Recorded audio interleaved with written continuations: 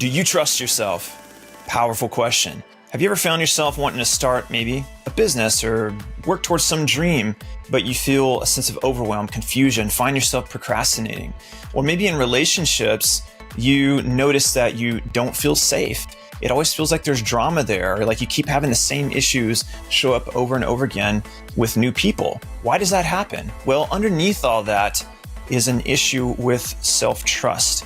And in today's episode, I bring on my longtime friend, Dr. Ray Doctor, who has been a coach for the past 30 years and has helped thousands of people to develop incredible trust in themselves so they can feel free to live lives that are intentional, where they can step into relationships without fear, that they can step into the dreams and take the action on the things that they want to do in their life without all this emotional confusion that goes on.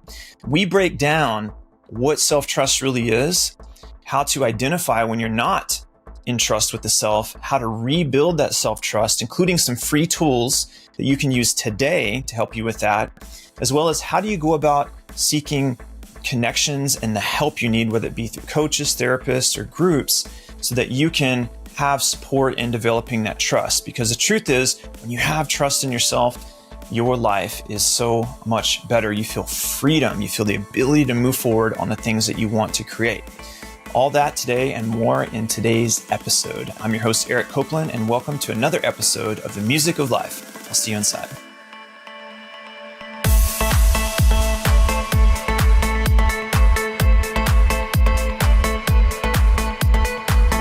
Welcome back to another episode, Dr. Ray. Thanks for having me again. It's awesome. Of course. We were discussing off camera about self-trust, and in particular, some of the misconceptions about it, which we'll get into.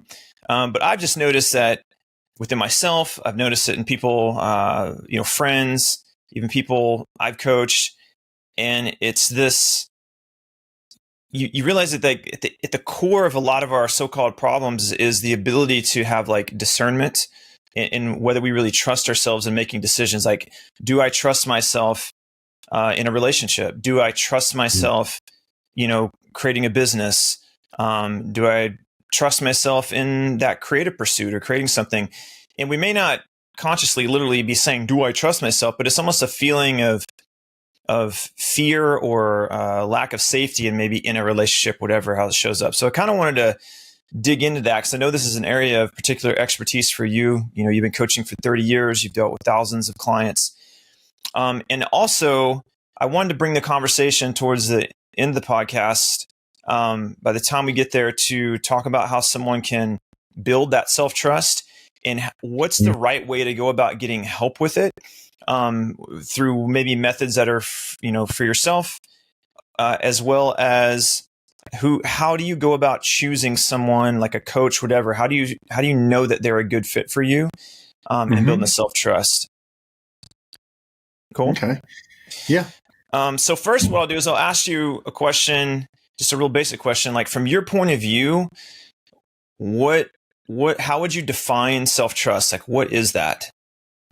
Well, if a person's conscious and they're choosing this now moment with complete awareness, the opposite of a reaction or some type of mental programming, they're going to be able to say yes or no effortlessly. And that could be just simply as if you're hungry and you need food, it's not like you have to think about it like, wait a minute, is that really my stomach or not?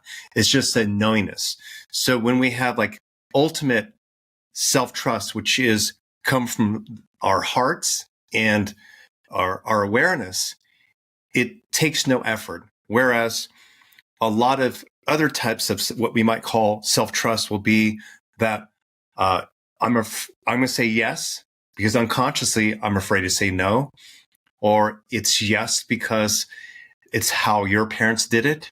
It's a yes because it's cultural conditioning. In other words, a person might go inwards and say, okay, I'm going to do this, or I should do this, or I better do this. But that doesn't mean that's truly them talking to their, say, capital S self. If anything, you might say it's their ego. It's their frightened part of their personality. Another way to kind of also understand this is that we have a part of our brain called the amygdala.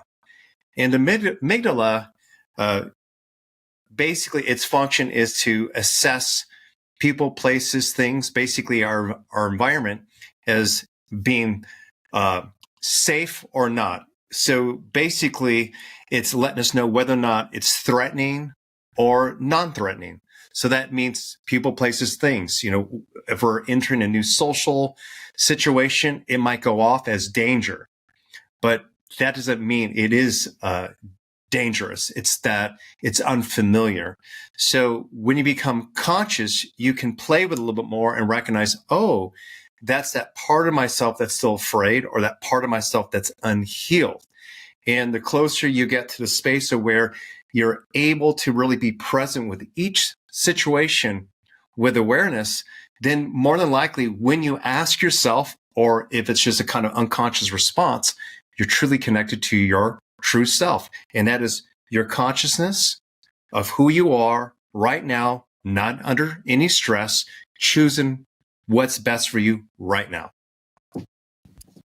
Gotcha. So I think what comes up for me when you define it that way, there's this idea that within yourself, there's this capacity to know, or there's some type of guidance system that we have, let's just say, installed in us or wired into us naturally, where if we lean into that and we trust that that's going to be where we're going to find, say, more fulfillment or movement in our life, or those kind of things. So I guess I want to maybe unpack that a little bit. Like, what is the experience like when, like, how does a person know?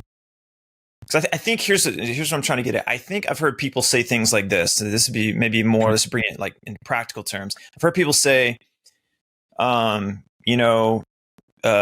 heart can mislead you. Don't trust sometimes you can't trust your heart, or people think that they made a decision from a place of self-trust, and then when it didn't, quote, work out, then they think that's reason not to trust themselves, or it kind of creates an internal conflict. You messed up, the relationship didn't work out, you had a failure in business, or what might. Can you unpack that a little bit? Like, how do you tease that out? Like, how do you know? Well, first off, a good way to demonstrate this would be kind of understanding the lower brain, like the limbic system, that's kind of more kind of in reaction. And it typically is feeling resistance and fear.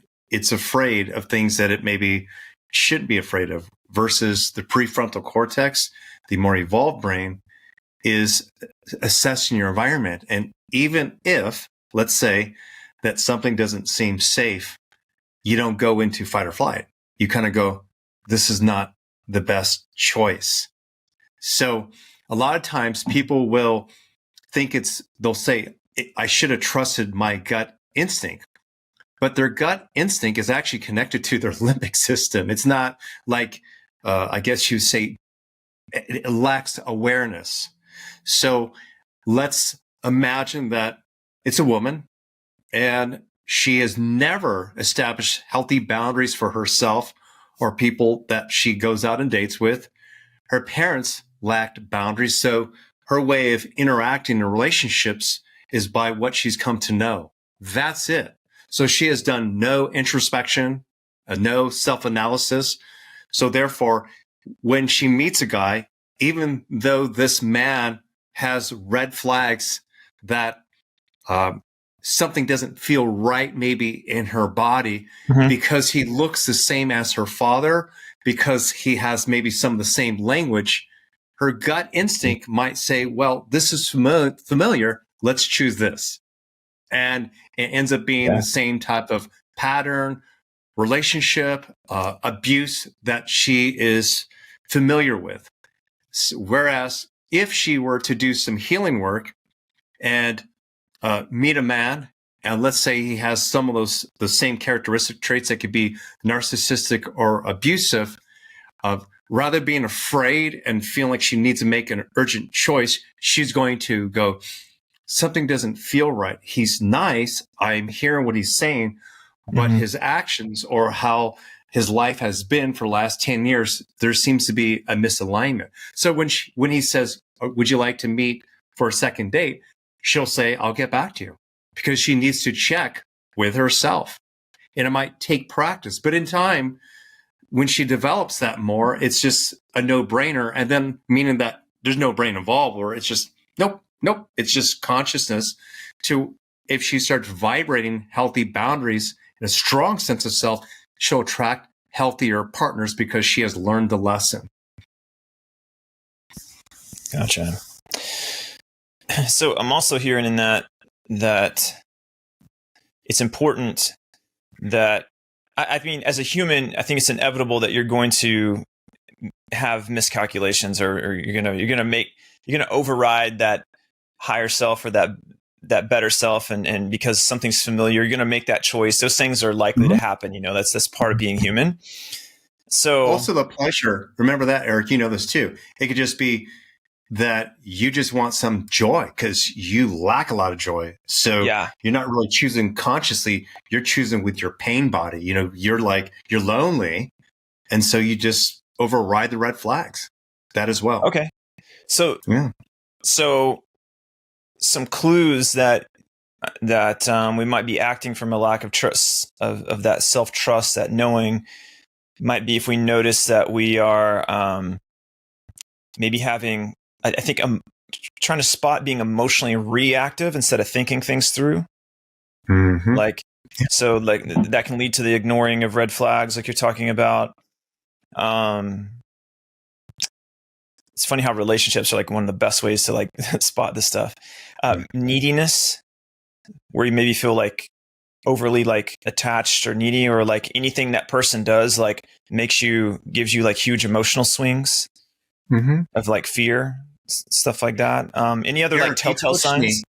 You coached me yesterday, and it was about my son. We don't need to get into details, but I said, I need your opinion, and you helped me out. It was amazing. And I was in reaction.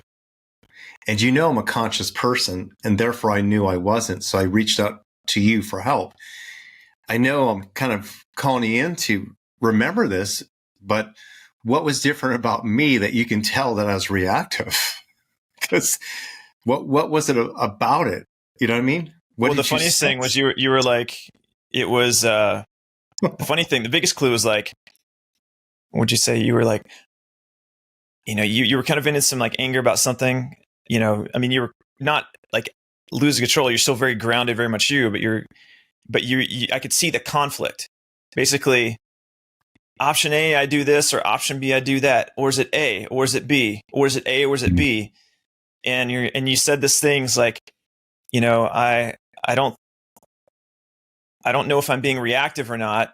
And then I called that out. I was like, if you truly were in your excitement or not being reactive, you wouldn't have to question whether you're in reactivity or not. You would actually feel calm and clear about it. So I encourage you to maybe, I was in confusion. So that's a clear indication that I was not in my body or in my heart. I was reactive. It was about my son, and you helped me out. But there you go. Confusion, having a hard time making a decision, which you mentioned. How about take a couple days away from this, Ray? Yeah. What's the urgency? You have to decide right now. Yeah. So you right there, whether a person knows if this is the right choice or not, by default, if you take maybe 24 hours, something will completely shift. Yeah. And so if there's urgency involved with the decision, unless it's like your buddy's like, hey, I'm at the end of this cliff, I'm about to fall, throw me some rope. Nothing's that urgent. And so for the most part, we can step back. So if you're not sure, you could just take pause. Yeah. Well, this would be good because I want to sort of sidestep the conversation into a concept that we could do a whole different episode on, and I think we should. But it's the concept of what people might call bypassing, or even spiritual bypassing. Okay. Because the truth is, that situation we're in, it did evoke emotions. And I think sometimes there could be a temptation to think, I shouldn't feel this way. Like if you identify as maybe being the coach or whatever, you might identify as like, maybe men deal with this. Their way of bypassing might be, I need to snuff my emotions, and those aren't important. Those are dangerous, or fear the emotions, and maybe not that a woman couldn't do that too. But the idea is like there's something to be learned from why that situation was triggering to you. That, and if you get the lesson, you actually will gain the self-trust. You get more self-trust out of it. That's what I'm trying to say. So why do you think, like, first of all, what is like your perspective on like what bypassing, how do you see bypassing show up, like with your clients and like in your own life? Well, I can share from that experience. So it was about my son and what's going down with the new world and education. There are a lot of things I'm not aligned with. And so my son is getting singled out and so forth. And I'm not one to put my child on a pedestal. If he makes mistakes, he needs to take accountability. But what happened in the situation was that I was in reaction. And because I was in reaction, I was seeing my son as, say, a victim. Like he could be hurt. And I started creating a narrative. And that, of course, that energy moved into Papa Bear, who is trying to protect, when he, my son, was actually fine. It was a conversation via email with the principal. But I was creating this experience. Now, when you ask, how do you take personal accountability? And, what might that look like? It would be like if you were to direct those questions towards me, like you were the coach, you were Dr. Ray, it would be, what are you ultimately afraid of, Ray? And like, please use I statements. It could be these things. I'm doubting my parenting. Maybe I did fail to, I'm uncertain. I have control issues still.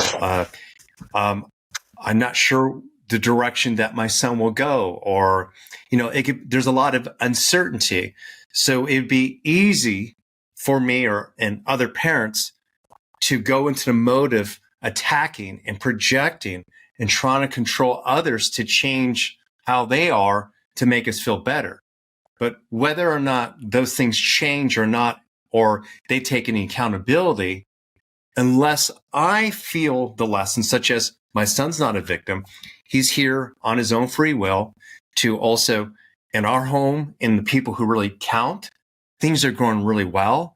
And that in life, there's always challenges. And this is just one to help us grow. If I don't get that higher learning and awareness, that will still be there until the next trigger, a next email I get from, say, a teacher, if that were to happen. So healing things from the inside out is going to typically I statements and how this personally might be impacting you negatively, such as I feel out of control, I'm losing trust, I'm not feeling confident, things like that. And those, if you go a little deeper, those are connected to survival. They're connected to like whether or not I'll be accepted, whether I'll belong, whether I'll be persecuted. Very primal, hidden beliefs. What's crazy about emotions is, I've learned this, is like you can't negotiate with an emotion. Like like an emotion is like it's weather. It's like a wave in the ocean. It's like arguing with an emotion is like going up to the beach and telling that wave stop. And trying to push against it. You're just going to get smothered by it. The resistance you give it will just like give it more power. It's there's no negotiating with emotion. So you have to acknowledge them, right? They have to be acknowledged. So that's like, boom, which is funny in relationships, how often like the arguments are around competing whose emotions matter most in the moment, right?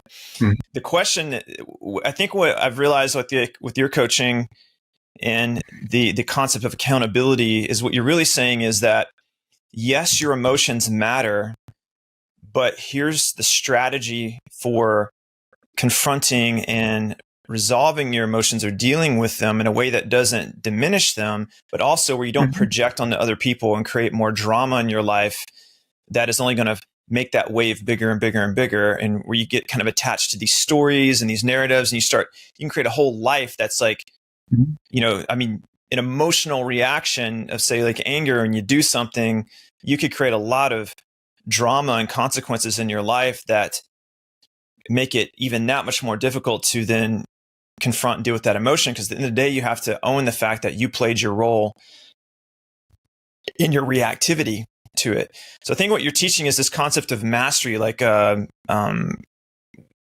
it's the self-mastery component. It's the discipline to realize, love yourself enough to know that your emotions are messengers, that they should be acknowledged, but that it's primarily your responsibility to do that. Absolutely. Can I share like an example of how I have educated my son about his emotions? And I can just imagine like parents who are uncomfortable with this because of how they feel versus whether or not it's a positive result, which is driven by their emotions or not. It is, I've seen it work with my son. I've seen it work with other kids. And that is this. So when my son, when he was younger and would fall down, he would, at first he cried, okay, for a moment, and I gave him the opportunity to cry. I never said to push that away, but very early on, I said, are you crying because it physically hurts? And of course, he doesn't know this type of language, but again, you can still address your child this way because they're feeling the energy. They're looking at you, and there's communication happening regardless if they're nonverbal. So it's one, is it physically hurt you? Number two, is it an emotional hurt? Number three, is it just a change of your environment? So in other words, like if a little infant can cry by just the door opening and closing, and there's really nothing threatening, but because it heard a noise and it seems like the environment changed, that could elicit some type of fear. So early on, I helped my son assess kind of those experiences. Now, oh my God, he's like a Jedi with this. If he rarely cries when he hurts himself, what he actually does is he'll breathe it out. Like, if anything, he'll say, he'll be like, shit. I'm like, yeah. And he's like, he'll blow it out and he's done. Yeah. Then he moves forward to play or whatever, continue what he was doing. So I'd given him permission to feel his emotions, but do something anyway later on, such as a call of action to learn from it and to move forward rather than be stuck in it. He's a master at it. In fact, whenever there's a challenge, even if I blow up for a moment, whatever it is, like within 1 minute to 2 minutes, it'll be like, hey, let's play catch. I'm like, yeah, okay. Like, we're that quick. Because he knows dad doesn't sit with like these emotions either. For me, it's like emotions are the check engine light of your car. And maybe it's something that's major, or maybe it's just, hey, you need to change your oil, but it signals something for you to pay attention to and for you to address it. If you don't, such as if you don't change your oil, you can blow up your engine. You can have a heart attack. You know what I mean? Like, so it's like I see emotions and they're not always accurate, but we should pay attention to them and then see if we can grow from them to see where they're coming from. And not just that, is keep in mind that emotions don't just randomly exist and for everyone in the same way, and they're not a real thing. And what I mean by that is most people will say, when it comes to death and dying, that is so difficult. Oh my God, when my dad died, it took 10 years to get over, or I never got over my mother's death. My life became, horrible when my grandfather died. And, of course, if this is a client I was working with, it was that grandfather died and mother became depressed and neglected taking care of her son, who's now my client. It's not the death that caused that. it is what happened to the mother and a lack of integration and transparency of what happened. Okay. Whereas when my mom and dad died and I was close to them, sure, I cried, but because my family, we looked at death as a part of living, that we moved through it a lot quicker and easier than probably most families. So here is a situation that's usually difficult for most people, death. I really loved my parents. But because early on as a child, including when we would eat dinner, my dad talked about like where he'd want to be buried, to the certain arrangements he wanted. As more matter of fact, we didn't block it off. It wasn't stuck in the shadows. So if we don't deal with our relationship to death and it's stuck in the shadows, when it does happen, it will come up. All our uncertainties will come up about our own mortality. It's not what happened to just our dad. It's what's happening to us. And so it's important to remember that, my perceptions about death is what's creating these emotions, not death itself. What's coming up for me is the concept that the way out is through, not around. And I think that's where the bypassing component comes in. And I think the irony I noticed, like and we'll talk about maybe some victimization kind of things and even to the level of trauma. But I kind of see it as this, that whenever something happens to us or someone feels violated, okay, like a victimization, there's the story of what happened that is undeniable, and the emotions that arise when one feels violated, and the only way to truly heal from that experience is to not keep it's like people think they need to process the story over and over and over and over, and not that there's some magical time limit you have to do this, but when it comes to the actual healing, what it actually requires is stepping back into that I language and coming face to face with the actual deepest fears and beliefs that are driving those emotions that actually transcend that story of what happened. The meaning you've given to that story that you may not be conscious of, and what that means about life or whatever. And there's something magical that can happen whenever the mind is able to then perceive and see the story that you've generated or created around it. And because in the seeing of it, it seems like you also see that there's another option, which is one where there's maybe lessons packed in it, where there's something that you can come away from it. It's like what the mind needs is just to understand and have a sense of opportunity to grow, and it will always choose the path of growth if it can see it. And it seems like when we're in a victim state, what we're stuck with, we can't understand, why did this happen to me? Like, why did this happen to me? Why did this happen to me? So can you speak to that a little bit? Because you've worked with a lot of people that have had like deep trauma, and what are some of the takeaways? I got some stuff that's coming up, but it's not necessarily deeper trauma. So my girlfriend is a coach, and all of this, by the way, is in my book about breaking down beliefs, because sometimes we will even create beliefs about how it's never going to be healed, or it's going to take a really long time, or I don't know if I'll be able to do that. So whenever I'm talking to a client and they want to improve their life, but they're saying, I don't know if I can do that, I'll say to them, well, I believe you. I believe you can do it. And until you believe you can do it, you're probably right. It's not going to happen.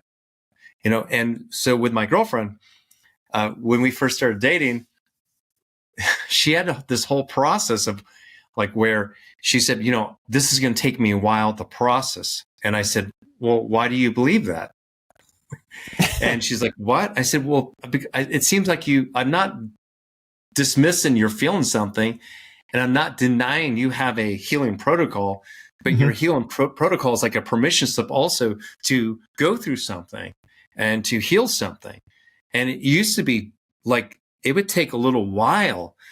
Now, oh my God. And no, I didn't turn into this like robot or masculine person, like, oh, I'm cut off from emotions, we rarely have to sit there and take a long time because we're also very connected or closer to joy.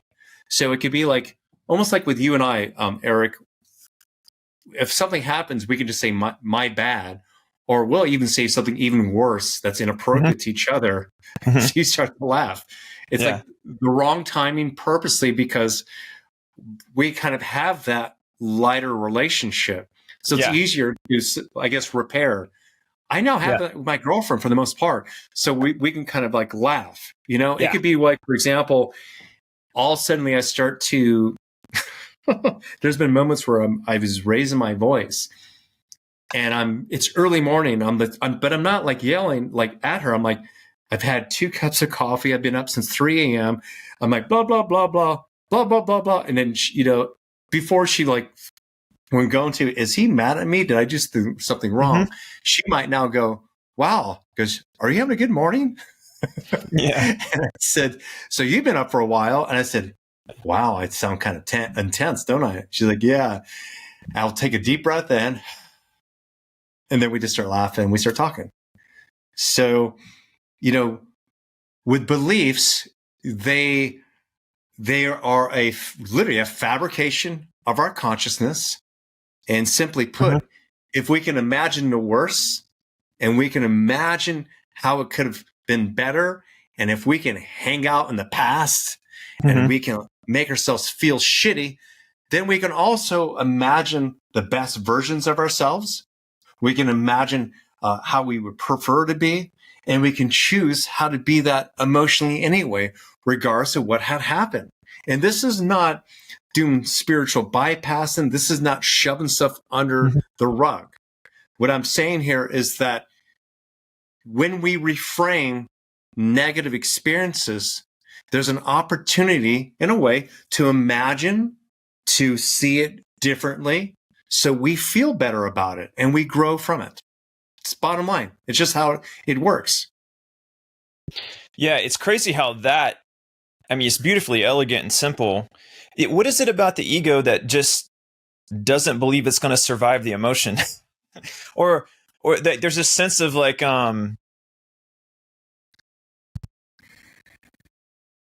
there's like it's almost like it's a feeling of like death in a way, right? Where there's and they call it like ego death. This concept whenever you are facing, or, you know, it's never convenient, right? Like we all want to have like the perfectly manifested life where I, you know, wrote down what I wanted and then someone called at the right time. And then all of a sudden there was, you know, $1 million in my bank account and I got a tickle in my elbow and went and bought a lottery ticket, whatever, that kind of thing. Like everyone loves that kind of stuff. And not that those things can't happen, but, you know, I remind myself is like, you know, Eric, you're only 5% conscious of what you actually think you want, can envision, like, because it, you know, I think it's like 5% of our minds are conscious, and the other 95% is like the iceberg underneath, you know, the subconscious, the unknown. And our emotions well up from the deep, you know, they can come from beliefs that are like way down deep, and these waves of like emotions come up around certain situations. And if we don't give up our current identity a little bit and humble ourselves and be willing to take a look at what's really going on underneath the surface with that I language, like you're talking about, and you have techniques for that, you know, in your book that's coming out and in your coaching, then it's only then that we really can experience growth, where we feel, you know, what might be referred to as spiritual alchemy or healing, whatever you want to call it. It's realizing how transient and temporary your emotions are if you give them a voice, if you actually get down to the beliefs that are driving them, that you can really rapidly transform your life. And then it's almost like you have now new energy, a liberation of energy and space, where you could then, you know, attract that relationship you want or whatever.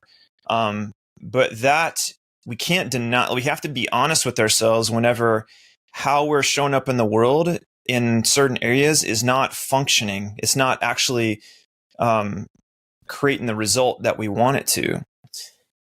And you asked me, yeah. You said, like, why is it? So there's many reasons, okay? So a lot of it is unconscious programming. As an example, a lot of people were paying attention to Taylor Swift and Travis as an example. But most people were not asking themselves, why am I paying attention to people who I don't even really know? What does that represent in me? Is my marriage okay? Am I jealous of what they've been able to achieve?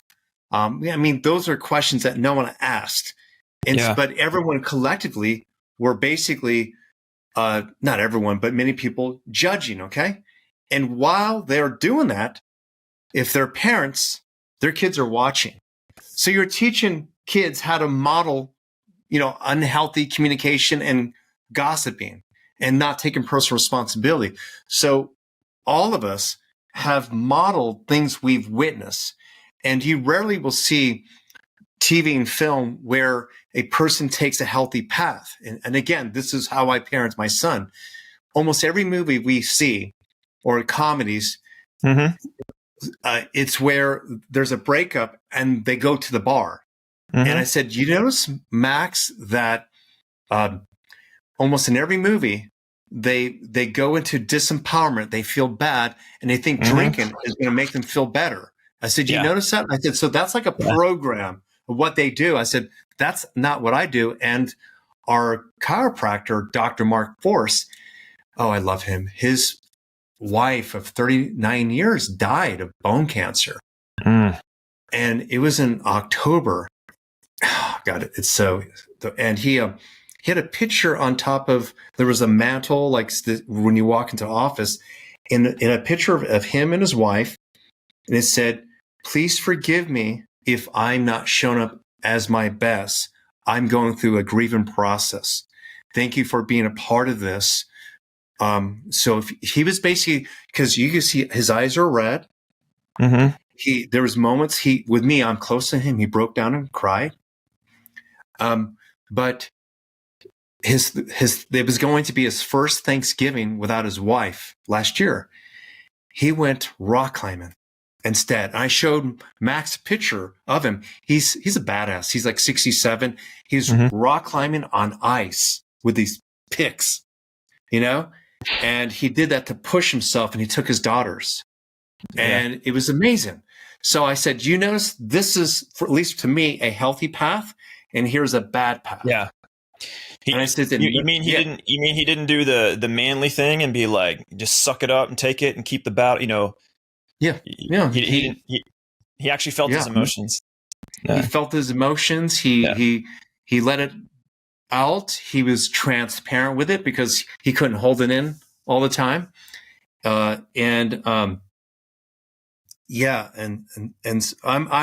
tell you the reason why I moved is because he trusts me. I mean, he knows what I do also, and he had his hands on me. And I asked him maybe the right questions, like, has she come talk to you? Have you she visit like her spiritual self, and he smiled and he said, yeah, we have that connection. And then he just talked about like how he was the first love of his life. And while he was adjusting me, and some people might think, wow, that was intense. He just looked up. He started crying. He said, and when I leave, honey, I will find you. I will find you. And even I teared up. I saw that healing process as a gift for me as well. But here, this person wasn't denying it. He wasn't playing into victimization. He was owning it. But he also was moving forward because he said this. He said, I love my work. I can't stop doing this. This is my purpose also. And my wife would want me to keep living. So he didn't just like, screw it. I'm just going to work hard and find distractions. And he's still moving through it. He's still, it's hasn't been even, it's been like 6-7 months. Well, that's amazing. It's a little bit of a pivot here too, because I'm thinking, because he's a chiropractor, and I'm just thinking about health and the body, and something I've always been fascinated with, how the relationship between the mind and the body, which, because everything's one, right? If we're going to get a little esoteric here, I definitely do that on my podcast. The metaphysical side of things is really kind of like answers a question of kind of like why all this works. It kind of seeks to answer that question, the idea of oneness and all that. And I see it as like, consciousness is an interesting thing because it's trying to process reality, and experience it. And it has to accept everything as anything that happens obviously was possible. It must be accepted and understood. And it's the resistance to that. It's interesting, like this word resistance. When you resist what is or what happened, and in other words, bypass, not look at, avoid, that resistance, just like in electricity, if you, like I have an electric stove, the reason that stove gets red and heats up is because electricity is flowing through a coil that's designed to resist the electricity. And it's difficult for the electricity to get through it. And that difficulty in getting through it causes it to heat up, right? And I kind of think of emotions that way, where if you're highly conductive and non-resistant, they can flow through you much faster, almost, and not create much heat or much impact. And you'll be tested. There'll be big things like your friend whose wife passed. But it sounds like what he's doing is he's opened up and he's letting those emotions flow through him. And by doing so, he's not only finding more like peace within himself, but imagine how much better even just for his health that is. You see like this concept of disease or dis-ease showing up in people's bodies, and we think it's all genetics and stuff like that. It's funny how these theories are also materialistic, but that's kind of downstream from this energy that's coming through, that's trying to, like, these emotions are reacting or feeling, part of the experience. So what, in your opinion, is like the relationship between unresolved or hidden beliefs, the emotions that we get stuck in, the stories that we create, and how that impacts our physical health as well? Well, what's interesting about what you brought up, I'll be like really transparent about, I actually got some thoughts here now. So this is how I digest life. I don't see things as coincidental. I see it as conspiring with me so I can grow. Now, when you brought up the heat thing, I never really thought about it. So I have been experiencing mild headaches, and I saw an acupuncturist before doing this share with you, and I was kind of drawing a connection to where I've been maybe trying to push some stuff down because it's like I don't want to react. There's been some stuff that has happened with my son's school where it has pissed me off. I've allowed it to piss me off. Okay. But it's not like I'm going to go there and yell at them. And maybe I haven't found a healthy outlet to, process that. Or maybe I'm logically just trying to talk myself from whatever, making poor choices. So I'm like going, wow, like that's interesting. Maybe this heat's been kind of going up into my head. You know what I mean? So after this call, I think I'm going to do a cold plunge, but to bring, the energy down. But, as far as the body awareness and like processing that, it's more like this. It's like people who are not dealing with their emotions do get a lot of headaches. They bump their heads a lot. They bump their feet a lot. There's little indicators.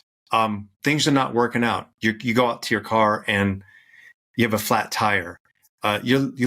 Electronics start to break and so forth. It's interesting how we get signals from our environment and physical body that there's maybe some type of block. That's enough. I've never met a client who had all these challenges with their physical body or the things that are breaking their life, and there not be something that they're not there's not some hidden belief that is holding them back from living the life they want to live. Now, as far as why we might go into physical pain, when we ultimately want pleasure is this. As an example, let's just imagine that this actually happened. So I forgot, there's a movie, I know you sometimes do research. I think there's a movie called Shine. And it's a movie about a famous piano player. And during his recital, or when he was performing he was basically, he's going to be part of some orchestra or something. Now, I'm probably botching this. This truly happened. So I think the story is that his father was in a concentration camp, and he basically, his father survived, but the message he told his son was, don't be seen. Don't be singled out. They'll get you, the Nazis. And during his performance, he started to sweat. He had a psychotic break. He broke down because what he was doing was going against this mental unconscious program. Mm-hmm. Yeah, there's a movie about this. Not safe to shine, right? Yeah. Shining equals death. Yeah.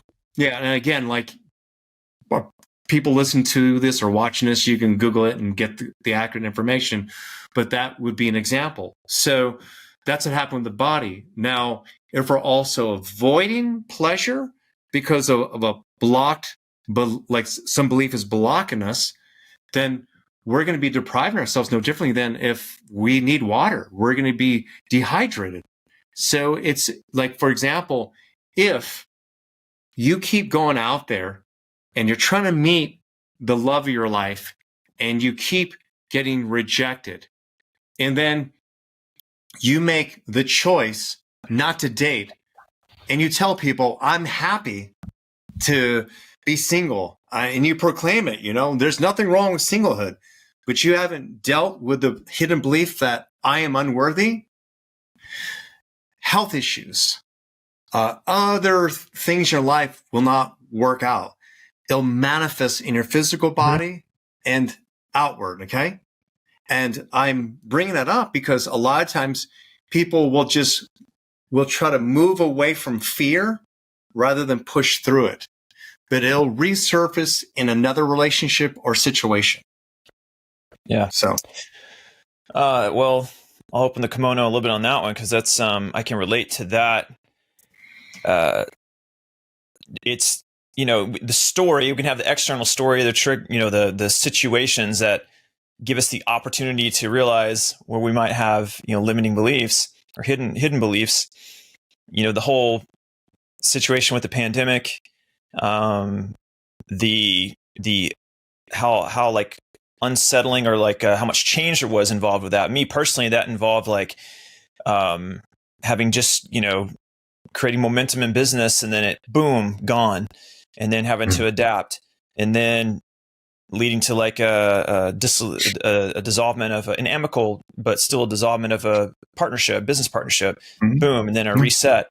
And it's weird how there's like, as I've like just, there's been a lot of it I've been okay with and I roll with, and it's actually created more opportunity, and you just roll with it, resilience. But it's funny how for me, there's certain areas where I notice that like I certainly have not been dating.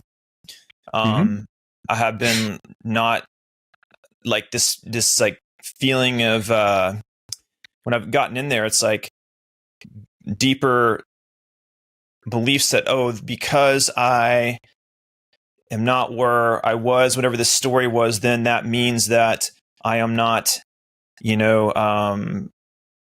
ready, or, these kind of things. Right.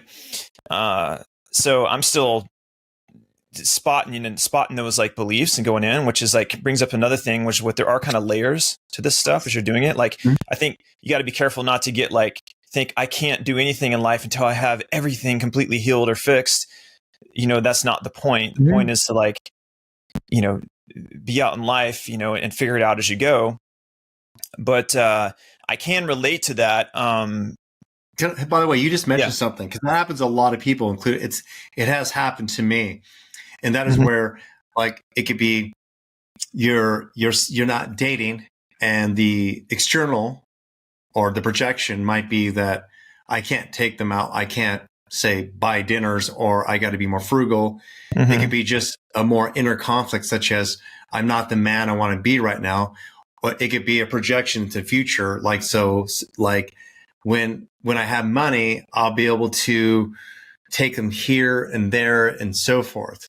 Mm-hmm. When the truth is that underneath that, you can go deeper and say, well, because you don't have money right now, or you have to be frugal, how does that make you feel about yourself?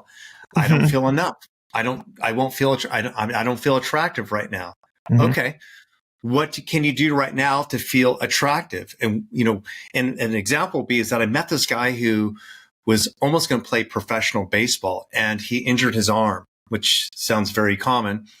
And he ended up getting a corporate job, and he didn't really like it. I mean, he really liked action. He liked the competitive kind of feel, and good looking guy. He's really good with talking to the ladies, and he was seeing me to feel better about his decisions. And plus he also said to me that he said, for last year, I haven't really been meeting a lot of women, mm-hmm. and I discovered the energy he had. And it was he was in between jobs, but he was seeing a headhunter or a business coach plus me.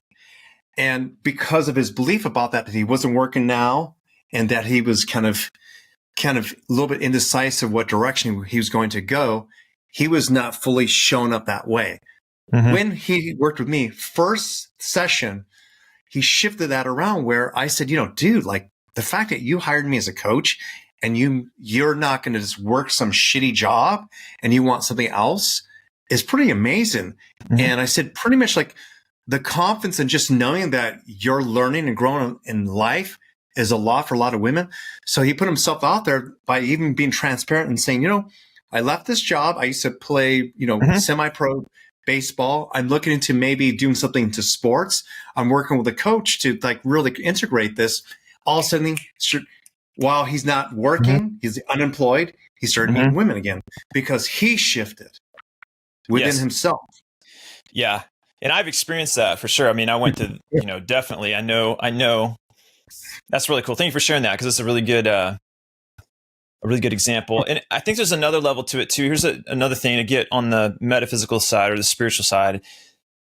The only conclusion I've been able to arrive to, my personal belief about why, life even exists, is it comes down to consciousness, and it comes down to, it's there's power, and then there's your ability to wield it or shoot yourself in the foot with it, right? And in order to handle power, you have to be able to learn lessons in realizing and be grounded in that self-trust, learning to integrate life as it happens and the changes that occur, and realize that you're bigger than any of those things that happens to you, changes in the body, changes in your life, death, these things.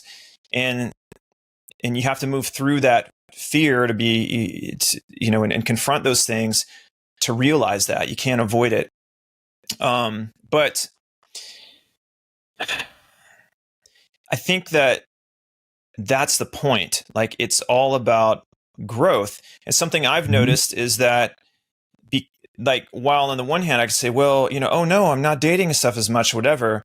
The other side of it is well, obviously things needed to be confronted. And in the process of going deeper and getting clearer, I realized that my actual standards and what is a better match for me has come into more clarity.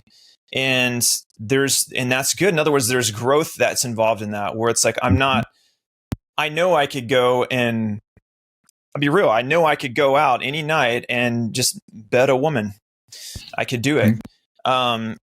Because I know how to, right? It comes down to just like you said, I can be confident enough to do that. But what was really coming up for me was I realized that down deep that there's a caliber and there's a level of consciousness that I want mirrored for me, in the feminine, for me personally, someone that would be a good dance partner for me.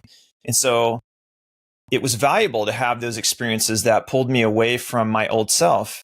Not that it was wrong, but just maybe that kind of chapter in the way it was showing up needed to evolve.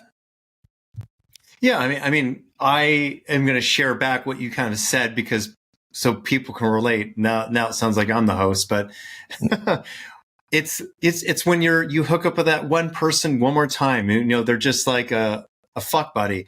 It doesn't feel fun anymore. It's like, why does this not feel fun anymore? Even though it's easy. Wait a minute. I don't want easy. I want growth.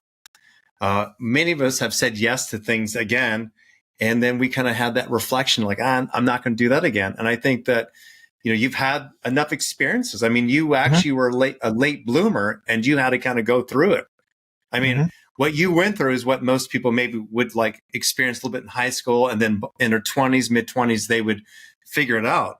But like I get it. And if we're not pursuing the things, the people that match our current consciousness, life will slap us. You know, something will happen. It won't feel good, or like we'll have to deal with a flat tire, a challenge, or an irate phone call.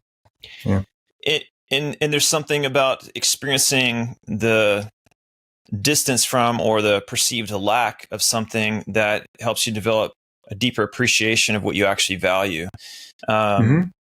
So look, I love a heart-shaped ass as much as I ever have, right? But I want a heart and a heart-shaped ass. You know what I mean? Like, I want I'm not denying that part of me or whatever, but it's like the you know, like a woman who's like conscious and capable of like just the simple. Honestly, I don't care about her story so much as I care about whether she can receive. She's a good coach for herself. You know, does she take accountability? Like, that's very sexy to me when a woman takes accountability, and can understand her emotions. And because then we can dance together when it's like that. But if there's like story and drama and past relationship, this and that, like, I'm just sorry. Like, I'm just not, not sorry. I'm just not interested in that, you know? Yeah. Since this conversation's about the self, and you just brought up, hopefully like being able to attract a woman like that. I am with a woman like that. And I would say that, like, she told me that most of her relationships would only last a couple of years. And I was surprised, because I think she's just amazing. And I even told her, I said, I don't know how anyone would not get along with you, but it's because of her consciousness and what she's not willing to tolerate certain things. So we're a great match, such as she has sometimes unconsciously has said, you know, as a woman, when she would say as a woman, depending on what the conversation was, I would say, what does it feel like if you say as Nicole, as me, myself, versus, you know, hiding behind the collective consciousness of like all females? And what I mean by that, it'd be no different than if she were trying to challenge me of trying to be the protector and provider. And like, I absolutely wanted to always pay the bills.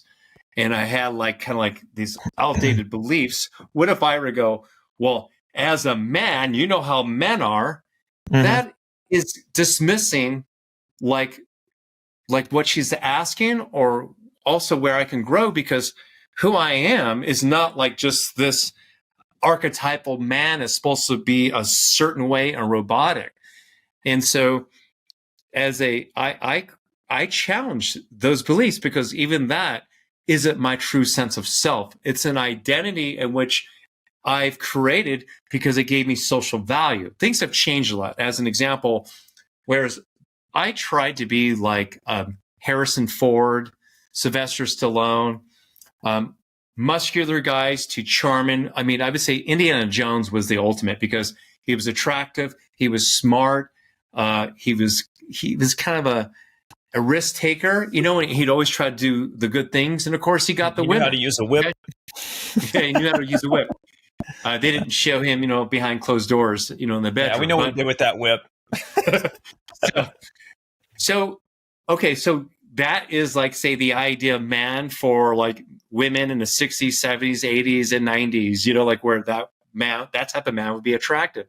Now, I got a doctorate in clinical psychology. I'm pretty adventurous, and I do have a wild side to me, but I'm not relatable to a lot of alphas or Gen Zs. I'm like, I don't think I'm that like to them attractive. They might think I'm like toxic, masculine. Who knows?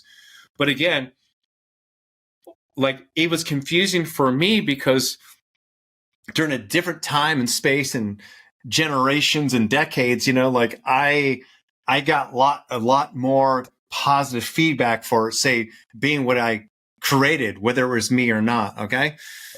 I used to even lead women's groups. I was the only male and I never got pushback.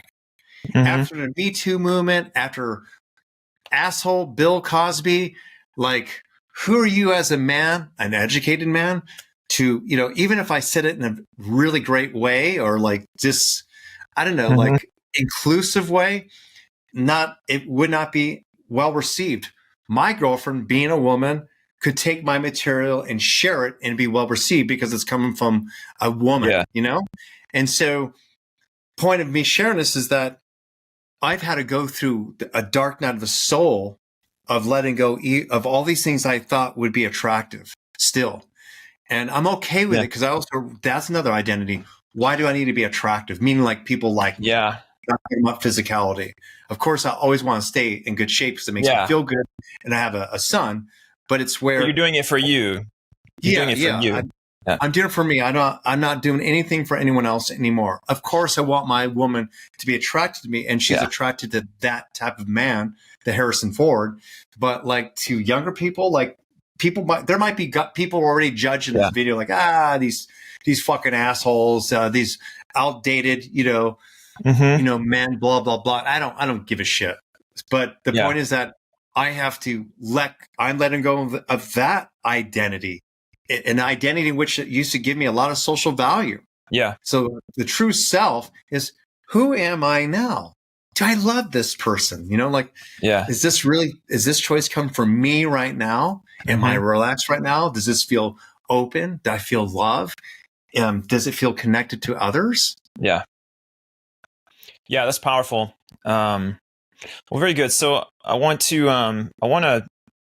in the final little segment here, I want to steer it towards kind of the original promise of the video about helping someone like get results or, experience what you're talking about, the process of developing and rebuilding or aligning with true trust in the self through and developing emotional resilience as part of it, aka growth, power, the ability to manifest, all the, anyone who's been tapped in like the new age world, we get excited about the shiny things like manifesting and creating the life you want, even coaching, even mainstream, business coaching is still part of that kind of concept, personal growth, personal development. It's all about like, focus the mind on what you can achieve. And it's absolutely true. But we've talked about this before. There's not enough conversations where people are being honest about the shadow component of things or the hidden things. And it's like, you can think you're trying to create something, but what you're actually going to create is really who you are. And you have to, in other words, that's one of the reasons you have to accept everything you create. So it's important to have two sides of your personal growth. There's the external where you're expressing intentionally. And then there's the internal where you're identifying and being very honest with yourself, brutally, lovingly honest with yourself about what you're actually feeling and using the I language to develop the beliefs. And that process, if you're new to it, because it just isn't taught as much, okay? Not nearly as much. If you're new to it, how can someone get started with that let's start with what can you do at home today on your own to kind of maybe, could you give a couple tips on that? And I know you have even a quiz for, I think that personality friction point thing is an interesting one as well. So any pointers on practical application, like you can do right now at home? Well, I hope by watching this video or hearing this video, by me going through my own process in regards to my son and those I statements, that might give you kind of an understanding of where we're coming from. But here would be a couple tools. One would be this, is that you can basically close your eyes and you can put your left hand out and your right hand out, like as if they're up to the ceiling. And what I want you to do is that you would go to a belief about a person, situation, or thing. Like it might be this guy's a jerk. Do I go for the job? To he should have said this or that. And then you go to the left hand and you just kind of go to the left hand. How do I want to feel about this anyway? How do I want to feel about this anyway? And this little simple technique it helps you look at the story, but also helps you be accountable for the feelings you want to have anyway. Okay. So now what I'm doing is I'm kind of opening up to where I see the structure of like how beliefs can also create emotions, but also I can look at the emotions I want to feel. So that's a little technique that will kind of help you become more introspective so you can see it from a higher perspective. Okay, I want to feel good and empowered anyway. Then it'd be going back to now the right hand again. What actions do I want to take to maybe feel this way anyway? Meaning that you might never say, hear an apology by this person. You maybe need to take an action and say something because it's good for you and your growth. But it's where you look at what actions that you can take or you might do as maybe you're going to do it or not. You go back to left hand again. If whether I do this or not, how do I want to feel anyway? Back to that. Taking personal responsibility, because you might say sorry to that person, or you might say how that person hurt you, but they don't say sorry, but you still choose to feel good. So that's a simple technique right there that can be very helpful. Another one is this. This is in my book, and you can put it here in underneath the notes here or wherever we post this. And there's a section in the book where it talks about what did love feel like in your home? When you think of love, how does it make you feel? What was the first time you felt disappointed by love? There are like 10 questions that you can ask yourself about the meaning of love, what it meant to you, what happens to you when someone says they love you. By those 10 introspective type of questions, you'll notice that, I have a fear response to someone liking me, or I have a fear response to being vulnerable because when I opened up to my parents, or when I opened myself to my boyfriend, he cheated on me, I lost trust in myself, or dating. But if we look at probably where we were wounded the most, it usually ties into relationships and not feeling love. So by just basically ripping apart like the whole story and going to your love story and what love means to you, you'll be able to discern how probably most of your challenging experiences were not love at all. It was abuse. It was unconscious programming. It was just poor behavior. And therefore it will allow you to kind of step back for a moment, kind of go, how do I want to experience love now? What does love feel like to me now? And if someone doesn't even know that, then you create that. Again, remember about the imagination. If love is the most scariest thing, where is love the best or most enjoyable? Petting my cat, walking my dog. I mean, love doesn't have to start with a human being. It can start with just, I love my morning strolls. But it's just shifting your consciousness to the idea that love comes in many forms and it's not conditional. Yeah. It may not always match the story that you have in your head. Yeah. Okay. Very good. So we'll do, if you can, you'll give me those questions. Yeah. And for those of you watching, what we'll do is I'll put that in the description below this video, so you can go and do a little self exercise. And it'll be a great little thing. Very cool. And I mentioned the personality friction point quiz. That's an interesting one too, because that one shows you where you're, how just you might have some it helps you see the way you are might be triggering to other people, and you triggered by them. You want to share what it is? Yeah. So basically, the personality friction point is a a chapter out of my book and I turned it into a quiz because I felt it'd be a fun thing to do for people, because many people don't want to get through a book, and that's okay. So I created a fun way to kind of evaluate like how you might show up in social settings. As an example, many of us think that we have this perfect white shirt on, not knowing that there's a red ketchup stain and everyone else sees it but ourselves. Mm-hmm. So the personality friction point quiz asks certain questions, and from answering those simple questions, it'll give you one of those personality friction points, and it's pretty accurate. But what's really cool too is that in a lighter way, it tells you also possibly why you might be this way. So for example, a person might feel really insecure, so they dominate conversations by making themselves sound really smart, or they might always try to make everybody laugh. To discover behind that, it's that they're afraid to be vulnerable, or it could be that they complain a lot. And through this quiz, you can recognize that might be a reason why people don't like talk to you as much, because you do complain a lot. You don't make others feel that good.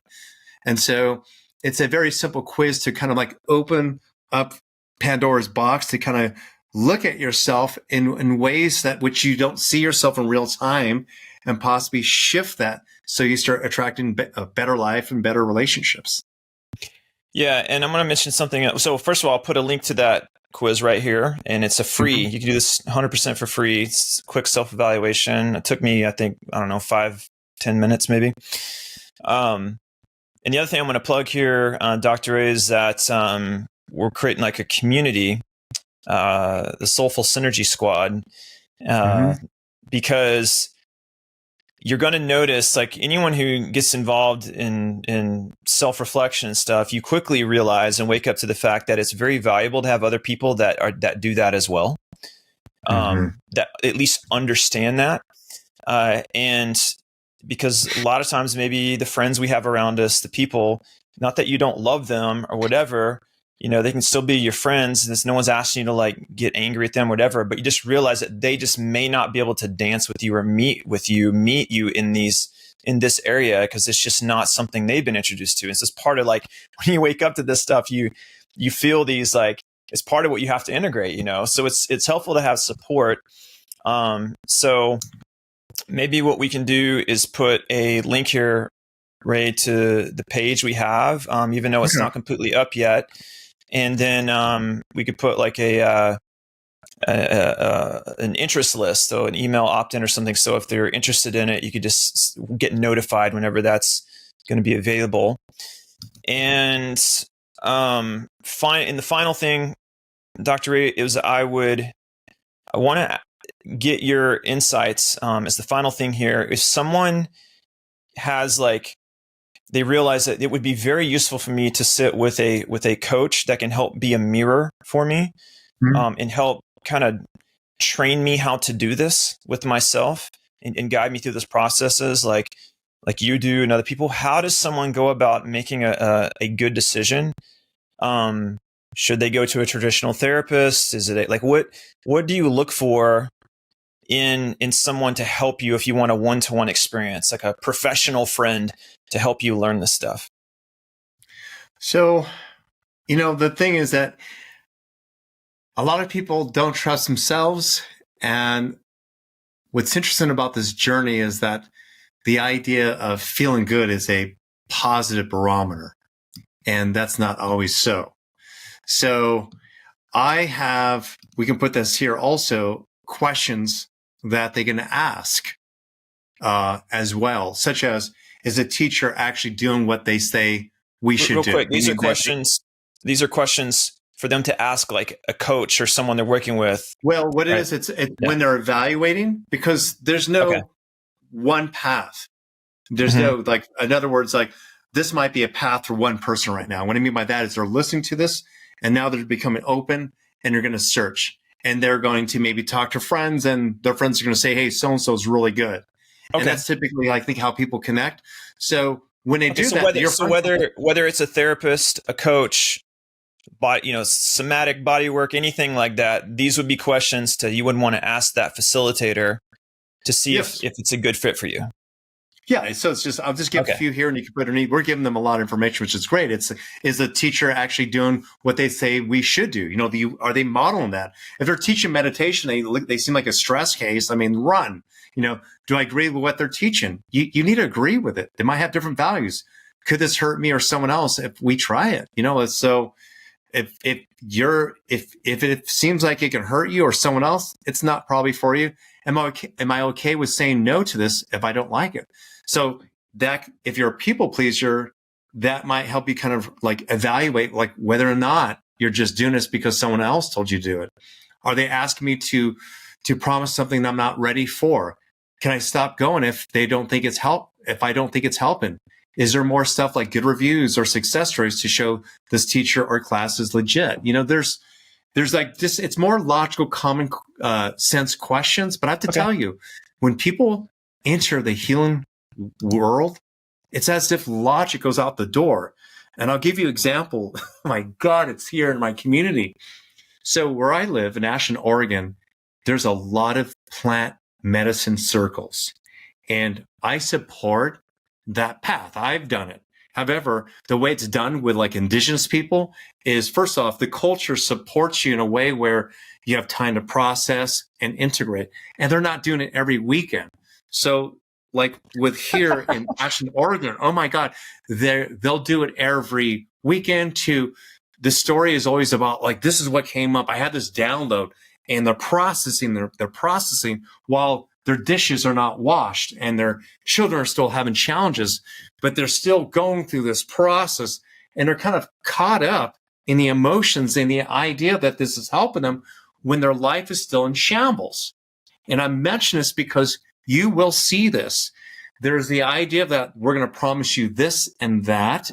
To your friends might say, it's really helping me, but they might say it's helping me because of how they're feeling in that moment. They feel connection to the coach. They feel connection to the community. But look at the action. Look at the outcome. If you're not seeing the positive results, it might be bullshit. It might not be aligned with you. So it's always important to step back. Sure, of course, I would want to connect to someone or something that makes me feel good, but I also want to see the proof. I also want to see the actionable things that I want to, or outcomes that I want to achieve in my life. Bottom line. And oftentimes, if you question a coach about that, if they have taken personal responsibility and have healed their shadows, they'll respond, yeah, thank you. We love skeptics, and they'll talk to you. But there are many coaches will say, it's your shit. You're projecting. This is part of the process. You're just resisting us. So it's very important to trust your intuition, your heart, maybe talk to a friend to help you with decisions if you can't really trust your own. But again, ask yourself or this person or these people these logical questions. I tell myself now, I'd rather trust myself and be wrong than listen to someone else's idea of what they think is right for me. If it comes down to a choice, because if I trust myself and I make a mistake, I can take full responsibility for that.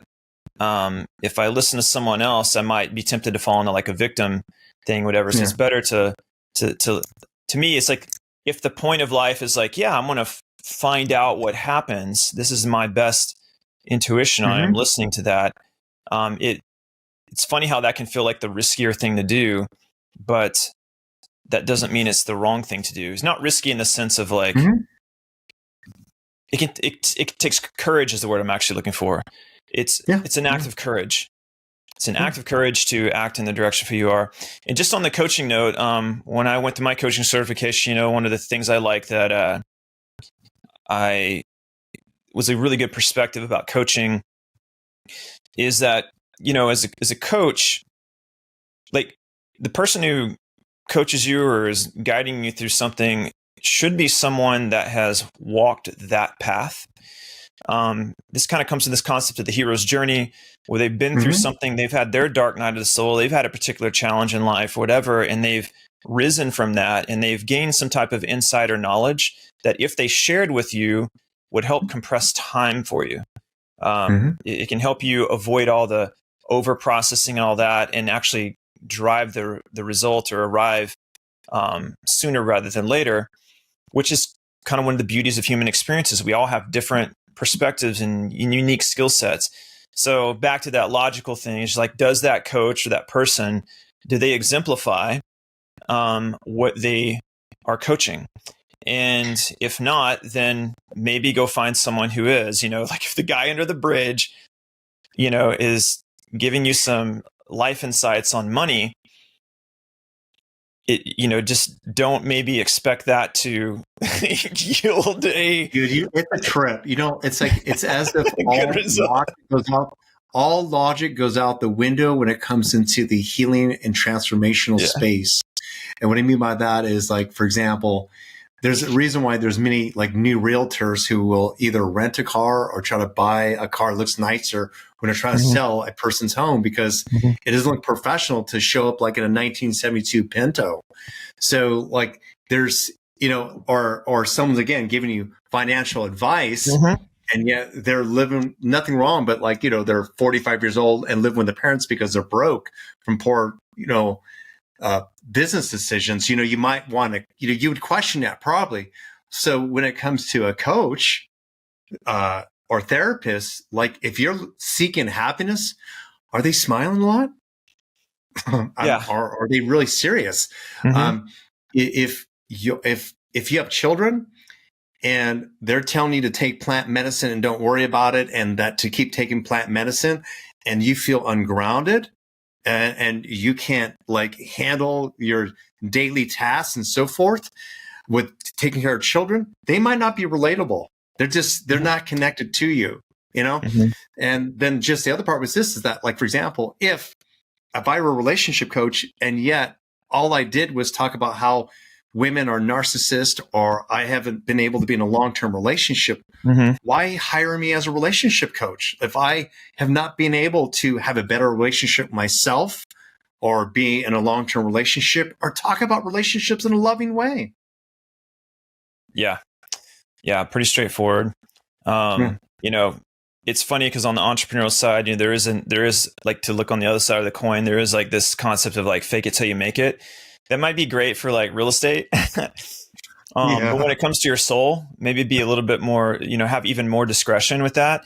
The truth is you can go learn, you can be new at real estate. You're working with a broker. You're tapped into a system that's already proven and works.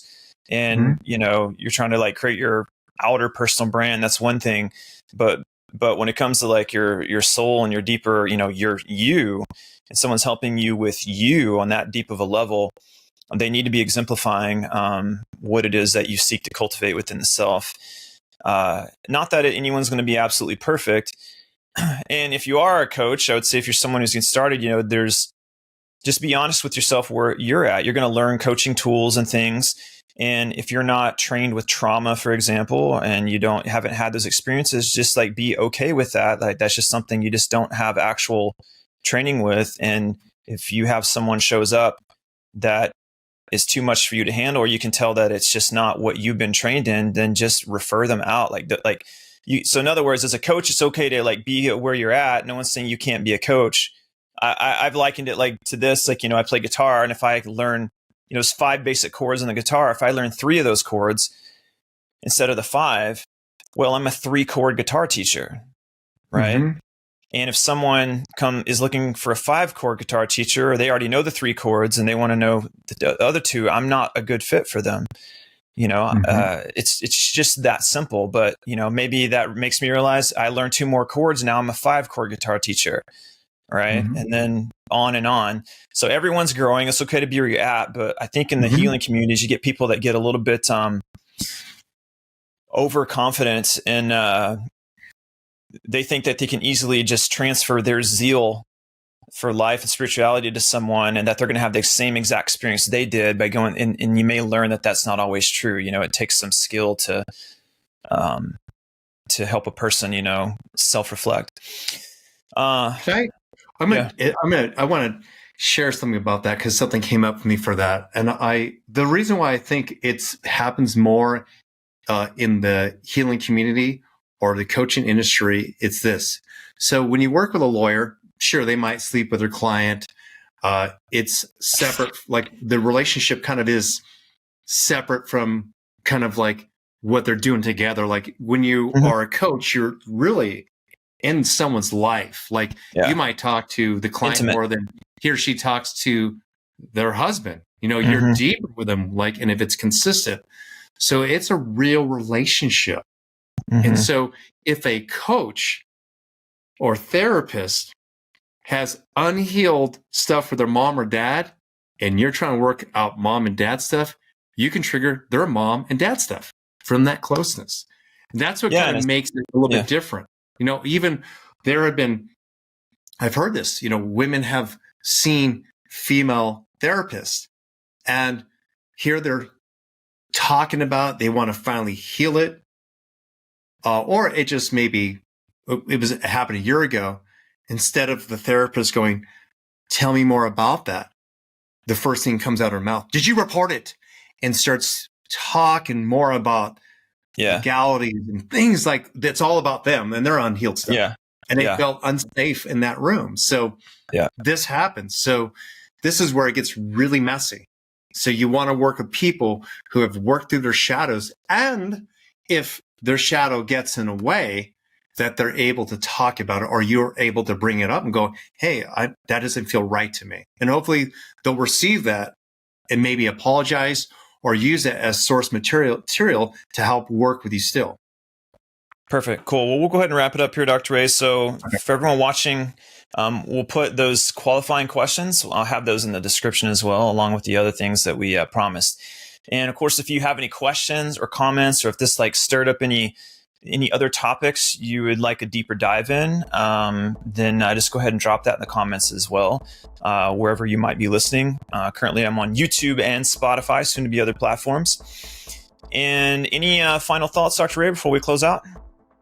I'm good here. Perfect. Yeah, we had a little bit of a longer one today. I will just say that love yourself. And if you love yourself, you'll be honest with yourself about what you feel, and don't be afraid to go and get some insights and some help. Use the tools we've provided below to kind of get started. And I'll put your link here as well, Dr. Ray, if someone wants to reach out directly to you, to your website. And with that, I want to thank you for being on the show again, Dr. Ray. And until next time.